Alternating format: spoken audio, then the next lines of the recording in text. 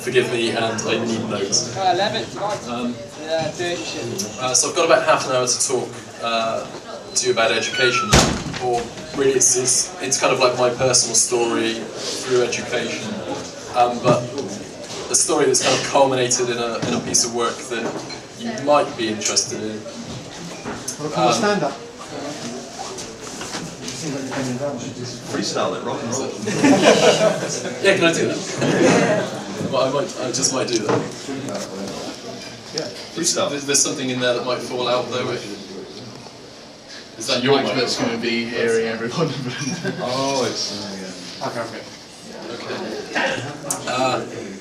So education is kind of important to me. I think it always was, naturally, even from a very young age. I've spent 12 years in state schooling, which is right about the same as most people do, and a total of 18 years in education, all in. And it's hard to really look at that and think that it's that it's efficient, that it's effective, that our time is well used.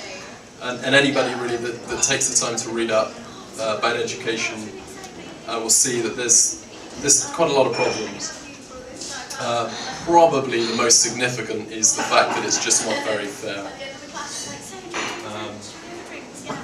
And I'm sure quite a lot of you will have a problem with the content as well.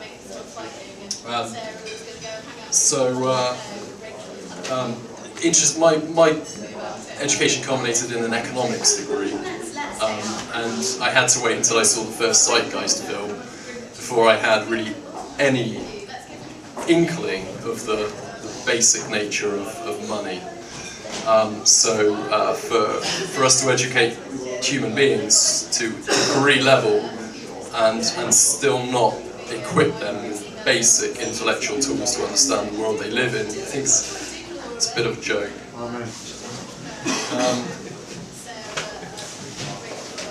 So how important really is education? I'm just going to lift a quote from Jacques Fresco, which I found on the tzmeducation.org website. But I believe it's written in his book, The Best Money Can't Buy.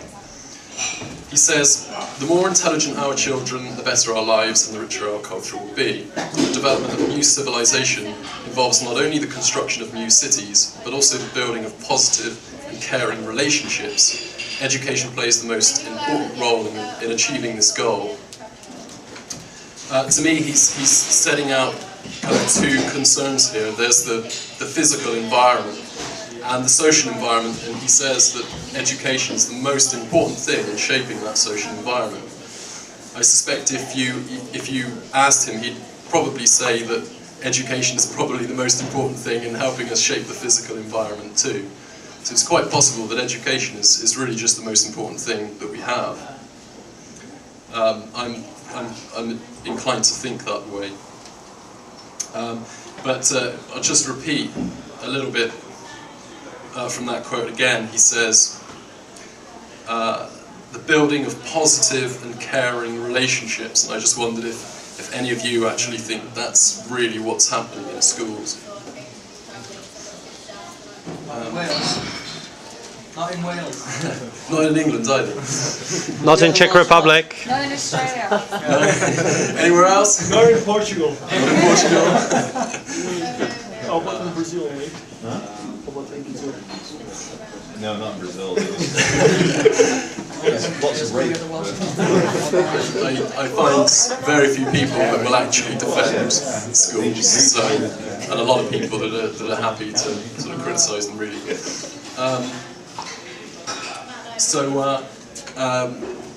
This is kind of a labour of love for me.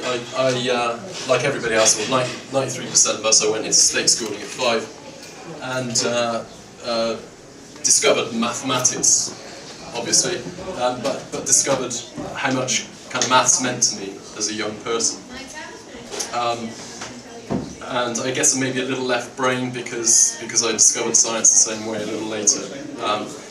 My point was that even as a 5-year-old kid, I looked out at my class And I knew that if I was going to be managed as one of a collective, herded through school almost, I knew that that would fail me.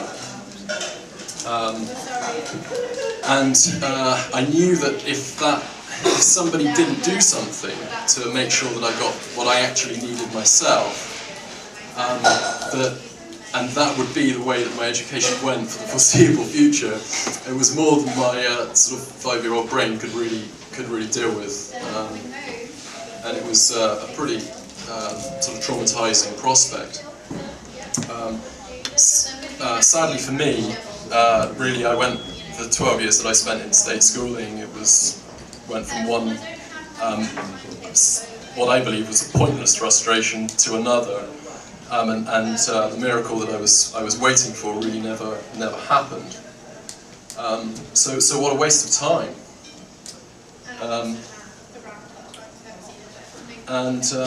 Just to give some sense of how damaging a failed education can be, I was actually sort of 27 years old before I started questioning if something other than me had gone wrong. I seem to be buried under a layer of educational failure, which I think is bad enough, but I'd also spent the 12 years that I was in state school being blamed for it. So the fact that I'm sort of healthy and happy, I think, is probably yeah, a lot of hard work. Yeah, a lot of hard work went into sort of confronting that. But I look back at I think one of the things that I got back at that time was my memory, and I could remember the child that I was when I went into the school system. I was I loved my family, and I was abnormally passionate about learning, and I couldn't quite understand how those ingredients had gone into a really pretty miserable experience. It just didn't seem right. So I thought about it, basically, instead of accepting the idea that what we've given is the right thing. And I eventually came up with this. Action on Education really is an attempt to modify a collectivist education institution and make it provide for individuals. I could read you some blurb on there if you like. Let's have a little look if it's actually cool. Obviously, I think that by addressing many of the failures in education, we can overcome things like educational inequality. Education seems to produce results by socioeconomic background more than any other factor.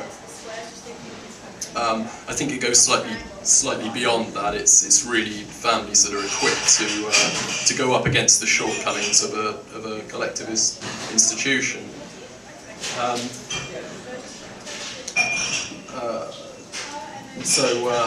Let's. Can you just scroll down a little bit? Yeah, that's fine. I start off by saying, picture education as a tree, the leaves of which children are free to simply pluck down. If this campaign is successful, children will have access to a world of learning opportunities from all levels of study and in a manner which is fully supported by the school system. They will have the opportunity to explore and discover. They will know the level at which they are studying, territory explored and unexplored, and challenges related to those already undertaken. They and all those involved in their care will have an accurate overview of their experience, facilitating family involvement and reducing or eliminating obstacles children face in communicating their experiences, their successes and their needs to the outside world. So how can we provide for individuals in the school system? If you scan down just a little bit more. Basically, I'm just asking for 3 things. I suppose it gets a bit more difficult when you try to make them happen, but Firstly, that children have access to an entire body of educational content which is expansive enough to meet their highest aspirations. And if we're going to achieve that, that children have the tools to only contribute to the management of their education. Tools which effectively allow us to map all of that new educational landscape.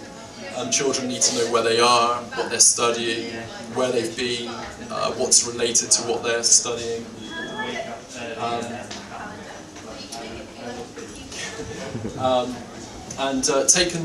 Taken together, I think those points 1 and 2 really are the nuts and bolts of providing for creating the possibility of autonomous learning in the state system. And I think that autonomous learning is the only way that we can provide for individuals within the state system. And I have never heard of a more simple way of doing it, a more straightforward or intuitive way of doing it.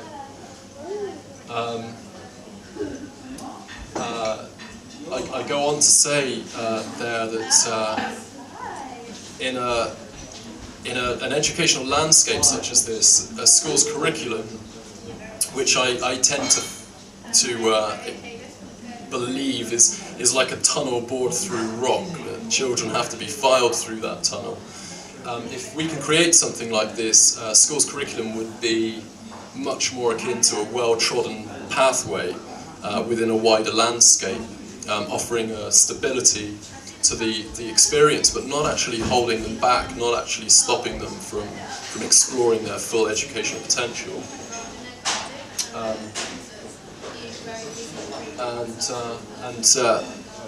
Really, I think we could go a long way with just numbers 1 and 2. Children learning for the sake of learning, really. But given that we are most likely to spend the vast majority of our lives working, I'd also like to see children throughout school being able to look outwards at the professional world, to connect with that world, and basically to bring information to schools about what that child thinks is its needs really from the school. I struggle to see how schools can claim to be acting in children's best interest if they're not interested in and not aware of what it is children really expect for their lives and of course for education.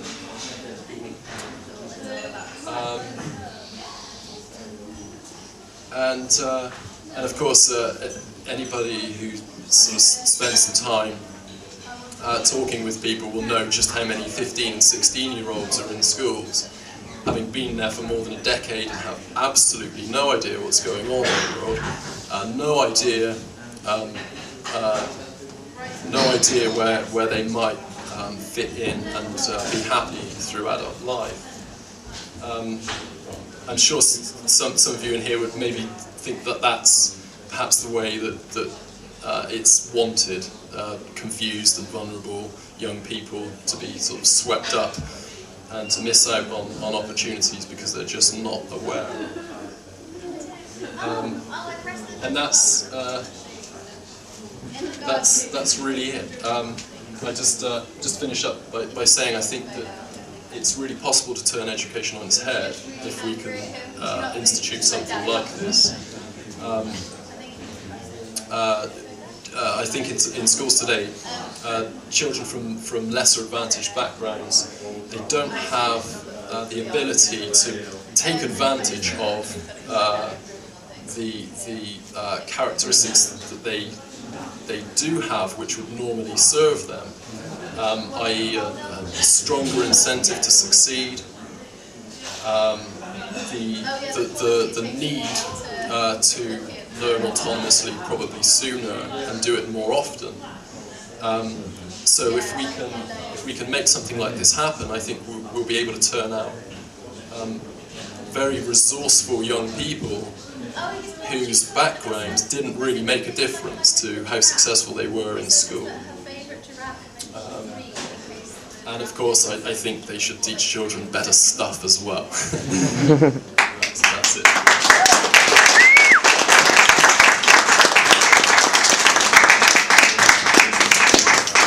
I totally agree. Like, I know when I was in school, the predominant feeling I had, was something I used to preach about a lot as time went on, was that there was this dominant feeling you were expected to know what you wanted to do by the time you were 16. Yeah, where are you going to get that information from? It's just ridiculous. Now, personally, I was forced to make my decisions about choosing the subject I wanted to choose a few years before I got into the things I was interested in. So I think it really failed me totally. And by now I understand it's just a process that produces you for a job at best, Yeah, but really kills your natural childlike intuition and yeah, desire to learn. absolutely. I think it's more interested in ensuring that you provide a service to it, rather than that you find what it is that you actually need. And my sort of the whole thing that confuses me is I'm absolutely convinced that if you are served, properly served in the way that you would choose to be served, you're more likely to apply your energies into a sort of into the community and the society. Right, you don't have to do it by being squashed and controlled. You can do it voluntarily because you're grateful and respectful and all that sort of stuff. Yeah, I couldn't put it better. And yeah, totally fit, like the message of Zeitgeist moving forward is exactly that. Like, if you have your needs met, Yeah. you are then going to be happier and then will be more willing to contribute towards society, because you're then reoriented towards, you know, your goal in life is to contribute something worthwhile to society. Exactly. And who's going to contribute with the most effort? Is it going to be the squashed person or the empowered and grateful human being? Yeah. Well, I totally agree with that. As you just said, I mean, you know, really going to make the, really going to present the each because I mean, the way I see it, you need to present symptoms, but, you know, the positions actually make demands on the education system. Say again, sorry? You can, so after presenting the symptoms in the positions that actually make demands on the education system. Yeah, absolutely. You know, I think my first priority is actually not making it happen. I mean, that's like an end goal, obviously. My first priority is to kind of just get it across that that's really what children are probably expecting. It's certainly what we should be trying to do. There's an important reason for that. It's because today schools have to present themselves as an intellectual and moral authority, so they cannot realistically deal with their own shortcomings. They can't take a child who is becoming frustrated or damaged by the experience and say, listen, you know, we understand, because they have to be right. So the child has to be wrong. If we can just institute the idea that it was going to help everyone out, because the schools can then just relax and say, okay, we're only human and we operate with a lot of limitations, and when the kids are flying off the handle, they can say, listen, you know, we understand, we know what it is, we know enough about you to know that what your expectations of us are. And then maybe they can go some way to easing that by explaining why they come short of the mark in so many ways. Until they actually do this, I don't think they can actually fix the problem. You can't pacify a child into a state of satisfaction. Pacification is a different thing. Until they actually bring this stuff to life, then the solution isn't there. But there's a middle step that's really important, and that's a sort of thing that hopefully could stop a lot of children leaving school thinking that they're antisocial, burdens, problems.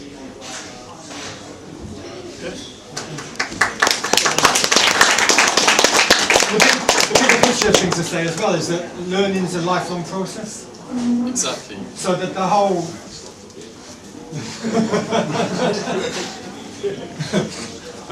To cram in so much into, you know, because I know me, I was quite, well, very academic at school. I used to get like second best results in the year, up to a point. When I got to 13 and got bored, Yeah. and because I got overload, fatigue, I guess. And you know, I spent a number of years blaming myself, and once I left school with less qualifications than I could have got, if I went back into a university or walked to a place of education for a while, I feel the place was blaming me and making me feel guilty for what I hadn't achieved. The truth is, I got bored, and you know, you can't fake motivation for anything. The whole, you know, if we were going to make a first step away from what we got now, I'd say like maybe up to 14, 16, then you have a break, a gap. And then you come back into it in your early 20s, and then, because I think people get re-interested in learning again once they've been away from it for a while and start entering it again on their own terms. Again, but exactly, it's something you should be able to access on your own terms if you want to take some time out. Can I just quickly ask a question? Do you think there's anything like this that is sort of currently working that people are doing? Like, you know, like Rudolf Steiner schools? No, it's quite different to those things, really, and I've got no interest in setting up small schools for lucky kids or anything. I really want to see everybody. Yeah. But of course, there's examples everywhere. If you anybody that progresses along a kind of course of study through books. You know, a lot of people who are studying music have studied through books, and they've obviously applied themselves autonomously to studying like that. And anybody who sort of goes onto Wikipedia to look things up or whatever, they're doing the same sort of thing. And we watch documentary films to get some education as well. We're seeking out those opportunities ourselves. We're learning. But all I'm saying is that the school system itself needs to draw that in and codify it so that it can be supported by the education system rather than just a random internet wowness.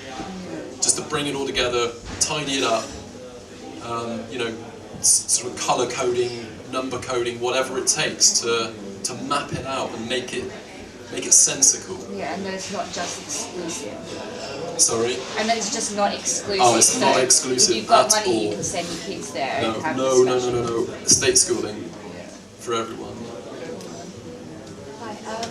So it seems like you seem to be still talking about school as a system. That children. It sounds like it's like the system explaining to the kids why it's fucking up their lives to me a little bit. And But a little bit of honesty wouldn't hurt. I know, but I have two children. I have a 13-year-old who's starting his GCSEs very soon. And my issue is, if the system doesn't work, why are we pacifying our children to fit into it? Because shouldn't we be bringing the system down? Because at the end of the day, the system sucks. And unless our children academically fit in to what's going on into this world, it doesn't sound fighty enough. Yeah. Well, but I honestly, I think Sorry, fighty. Sorry, I know what you're saying. But if the system doesn't work, why because why put another system in place? Because you wouldn't want to throw the baby out with the bathwater. I wouldn't tear it all down when there's a lot of stuff perhaps there that's worth keeping. I mean, it's kind of like I've got two Auschwitz. You kids can still use them for accommodation. Sorry, is that too soon? Sorry, I don't mean to sound awkward. That's fine. I mean, you won't find many people who are more sort of like at odds with that arrangement, that system, than me. I absolutely share that. But I think I'm of the belief that in order to make it happen, to actually make this possible for kids, you've got to be smart about it. You won't bring the world on board by being militant about it. I don't believe that. I believe that if you can outsmart these people, you just show them what they've been missing, the simple things. They don't care what they don't care. But it's not about that. You don't have to. Their feelings don't matter. It's everybody else. Yeah, just let them be. Let them. You're talking about a hierarchy system here, yeah? When you no, say not really. I'm do you talking mean about them who put our education system in place. yeah, and those who would fight to keep it the way that it is. Yes, but there's obviously a lot of people inside it that would fight to make it like this. Yeah, I'm not anti-education because obviously I'm trying to find the positive in everything and build on that in all areas of life. So obviously it's provided us with a lot, but we all see the potential to provide us with so much more. So I agree with you, not to impose the zeitgeist thing onto it, but it totally fits into the resource-based economy model. And I agree with you, because I agree with the radical reshaping of our whole project. Maybe just smart Well, radicalism. wait to see. Every time we have a common problem, right, we need to find a common solution. There's no point on me fighting the people that work in the schools because they are victims of the same problem. Yeah, you know. So there's no. As soon as the problem for me stops being a system and becomes to be a person, I'm part of the problem because divide and conquer works then. So I need to be working with the people that work in the schools to make it better. If I'm fighting them, then I'm part of the problem, not of the solution. Yeah, the problem is always on paper. The problem is always just on paper.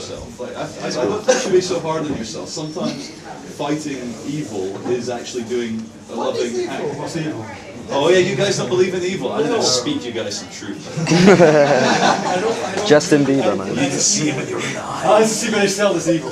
Show me in nature an example of evil. Excuse me, mate. I think I missed the beginning of your talk. Very sorry about that. But what you're actually saying is, if I understand you correctly, the school system isn't working the way that it's supposed to work, and you're trying to change it. No, I'm sure it works exactly how it's supposed to. Yeah. I'm just trying to simplify it. Because I mean, if you understand that the school system is a very simple collectivist environment, I think it pays lip service to individuality because you know there's only so much kind of herding of people that you can do and get away with it. But it's still fundamentally the same thing. And if you're the question that I often put out there. It's quite a simple one, and it's a question that schools or anybody else should be able to answer, and that is, how can a 6-year-old child enter the school system and not come into contact with adequate mathematics? How can our schools fail to provide adequate mathematics to a 6-year-old child? I don't mind. There was a point in learning It doesn't matter. It doesn't matter what the point of maths is if it's something that they teach and something that a child actually pursues and wants. The child needs to be interested in the maths. If you try to complete like a project, it doesn't need to be a school project. Exactly. It could be a computer project. If it's there. Yeah, definitely. But basic arithmetic, 6, it's inherent. I mean, naturally, there's we a lot would of know 6-year-olds that. that do really well, and they don't need to be like moved with. They have to find. But of course, the 6-year-old child there's time for that too. is child But X in I'm saying subject Y. a child would educate himself in subject. mathematics. What can the school Naturally, system without an do? education All they say system is, saying you have to that's learn your this, you have to learn this. Like it The or child not. thinks, why do I have to learn this? He needs to. Yeah, Something needs to be rest to show When it the comes to child subjects of why he fighting, needs it's always to true learn that the moment you that decide you're basic fighting maths. someone, you create a war. And so we have to be more intelligent. Okay, well, Oh, okay. From the wall. no. We'll see about like if the building being launched.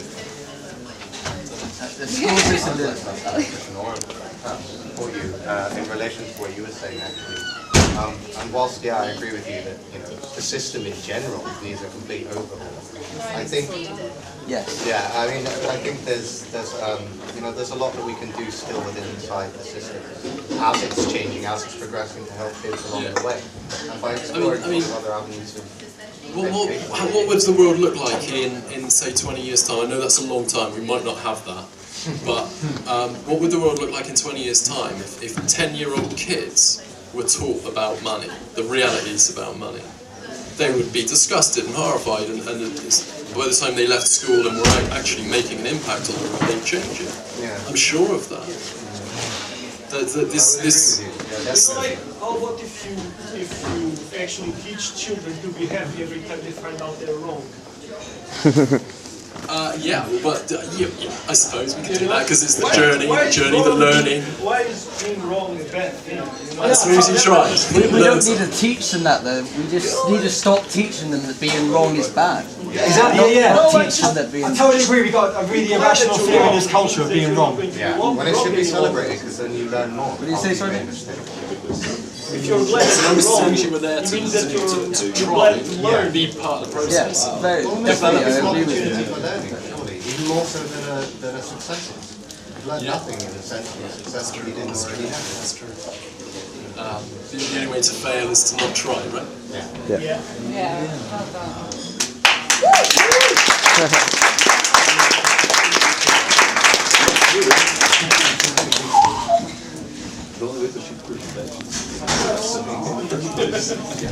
Okay, thank you, Simon. Cheers, man.